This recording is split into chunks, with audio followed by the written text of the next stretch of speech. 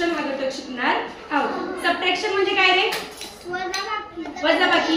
आता त्यामध्ये हातच्याची वजाबाकी आणि बिनहातच्याची वजाबाकी असे दोन्ही घटक येतात। त्यातील आपण पहिल्यांदा बिनहातच्याची वजाबाकी हा घटक पाहूया। आता इथे मी कोणतं गणित लिहिलीये ते मला तुम्ही वाचून दाखवायचं आहे। ओके,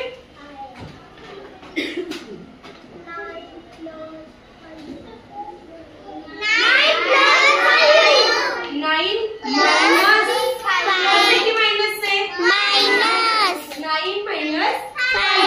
याची किंमत आपल्याला काढायची आहे।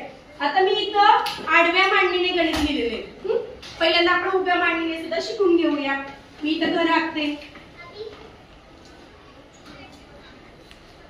युनिट टेन्स, बरोबर।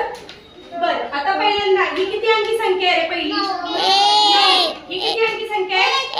1 अंकी आणि 5 1 अंकी। मग लिहिताना कुठे लिहिणार? टेन्स मध्ये लिहिणार की युनिट्स मध्ये? युनिट्स मध्ये। Very good. 9 कुठे लिहिणार? युनिट। 9 युनिट्स। मायनसचं चिन्ह द्यायला विसरायचं नाही। -5। आता उदाहरणासाठी आपण दुकानदार दादांना बोलावून घेऊया। सैफ ये इथे। आता या दुकानदार दादांकडे पेन, त्या पेनची किंमत किती आहे रे? 5 रुपये आहे। बघा आता माझ्याकडे किती रुपये आहेत? 9। मी उदाहरण तयार करते। माझ्याकडे 9 रुपये आहेत। मोजूया आपण। माझ्याकडे 1-1 रुपयाच्या नोट आहेत। 9 रुपये घेऊया। 1 2 3 4 5 6 7 8 9। माझ्याकडे किती रुपये? 9 रुपये। 9 एकक आहे। काय? 9 एकक म्हणजेच 1-1 रुपयाच्या 9 नोटा आहेत। आता मला दुकानदार दादांकडून काय घ्यायचं रे? पेन घ्यायचंय। दुकानदार दादा पेनाची किंमत काय हो? किती रुपये?